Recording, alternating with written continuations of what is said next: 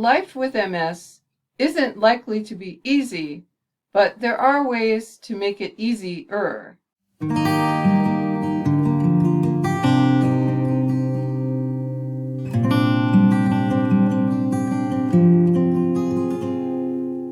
Welcome to another episode of You and Me and Multiple Sclerosis.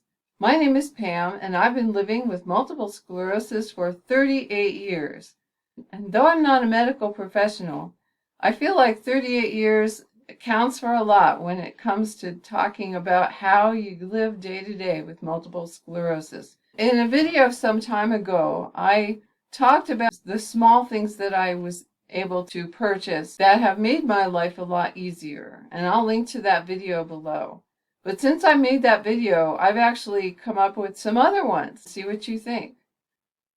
The first one has to do with those caps on all those supplements, vitamins, medicines, over-the-counter things, aspirin, whatever. They drive me absolutely crazy. Some of them are so small that it's hard to hold on to them. Some of them you're supposed to push down and turn, which is a pain. Some of them you have to squeeze the two sides, and there's all these different weird ways to get them to work. But even the ones that just screw on and off, I'm so fumble-fingered anymore. They end up on the floor half the time. And we're talking about the bathroom here, where the surfaces tend to be pretty unforgiving. So I really don't want to be dropping things if I can avoid it. What I have discovered, though, is that some of the vitamins and supplements that we purchase have a different kind of cap. And I don't know what this kind of cap is called particularly, but I'll just call it a flap cap because I don't really have a better name for it. But that's kind of what it does. It's sort of like a little flap that just opens up. So much easier to get the pills out that way without having to worry about that silly cap flying off. But you're going to say, well, not every one of the things I buy comes with that kind of a cap. Aha! But yes, I have that figured out. I'll show you some of my collection. Every time I get a bottle that comes with that kind of a flap cap, after the bottle is empty and ready to be recycled, I save the cap and I just keep them all in a baggie. I've got all different sizes and colors even, so that when I get a new bottle, be it a prescription bottle like this one or an over-the-counter thing, I just hunt around in my bag until I find a cap that actually fits. And it makes a huge difference for me. So I'm passing that along just so that it will perhaps be of some help to you. Now the next thing I want to talk about is the fumble fingers that come with not just tiny things like caps, but big things like bottles of shampoo, bottles of this, jars of that. I'm fumble fingered when it comes to those too. But what I finally figured out was, why am I taking each one of those things out of the cabinet on their own when I could be using a caddy? And I'll just put up the picture of the one that I use. It helps keep everything together so that all I have to do is take it out of the cupboard, use what I need, and then put it away again. Now, I don't have anything in there that's really heavy. I mean, baby powder's not very heavy, cotton balls aren't very heavy, so it's not like it's a hardship to do that, but I have not had any sense that I was going to drop the whole contraption on the floor. And it also makes a great way to keep everything together for travel as well. So I would recommend having a caddy for all of your toiletries that you use every day. And speaking of every day, we're supposed to be brushing our teeth every day. And one of the things that I find very frustrating is dealing with tubes of not just toothpaste, but any kind of lotions or anything that comes in a tube. Because the closer you get to being done with it, the harder it is to get anything out. And I've tried different things that slide and all that, and it works some. But I will tell you what I found that worked really well for me were these nifty little deals here. And I'll put a link to the place I got them on Amazon. I think they're probably available all over the place. They are a way of securing your tube. They work really simply. You take this piece, the pin, I don't know if you can see that or not, but it has sort of a slit on the one side. So you take the pin and you slide it over the end of the toothpaste or whatever else. And then you get that whole contraption into this part, and then you can just turn the crank as the product gets used. Here's an example. I see if my toothpaste will roll up at all for me. Oh, look at that. See? I think it's pretty helpful to be able to do that and not have to fuss around trying to squeeze with two hands when your toothbrush is perched precariously on the edge of the sink and you're hoping you're going to end up with everything all over the place. I don't know how I used to do this when MS didn't really show up at every moment in my life. I can't remember.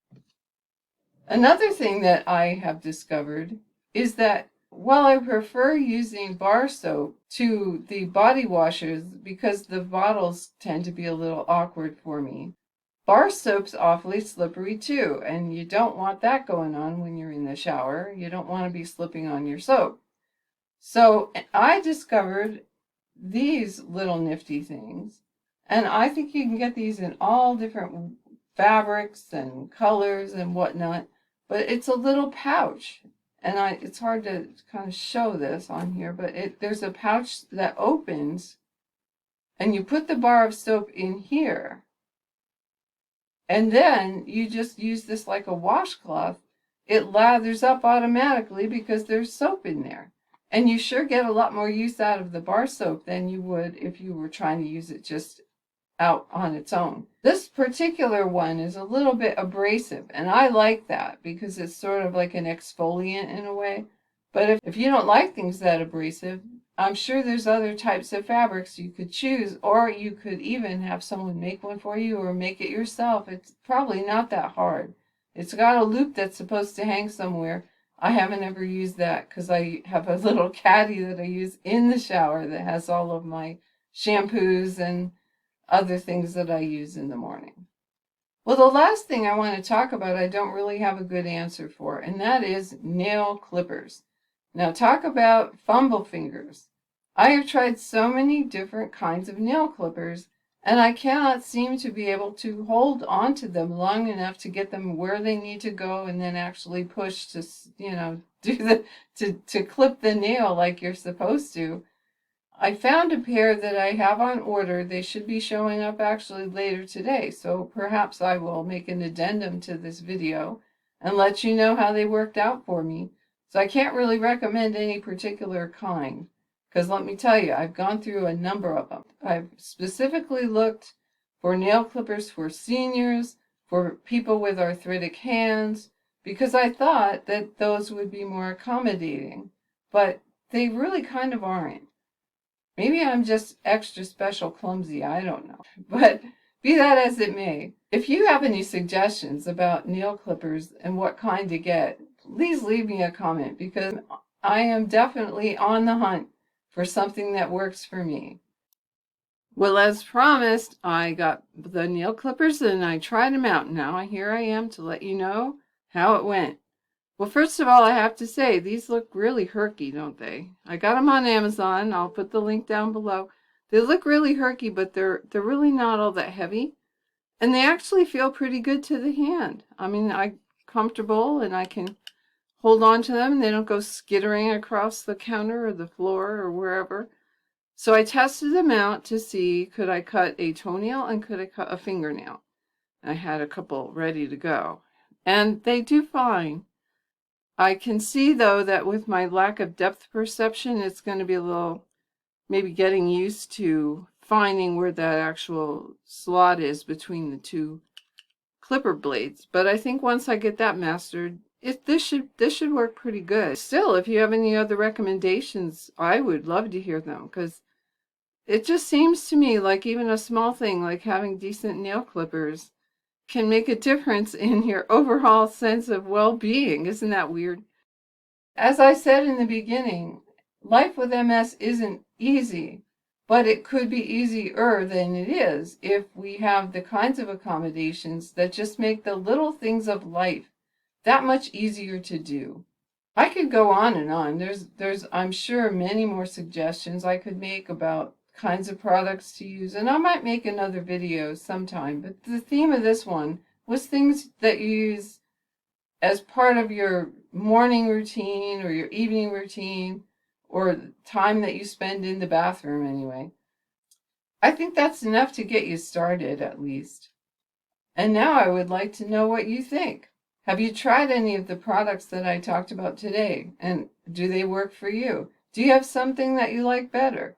Oh, leave me a comment because I'm always in the market for improvements. Any small improvement I can make in my day-to-day life is an improvement in my overall mood. And I'll tell you what, if I don't appreciate that myself, I know my husband does. So that's all I have for you today. And as always, take very good care of yourself. And I'll see you again in my next video.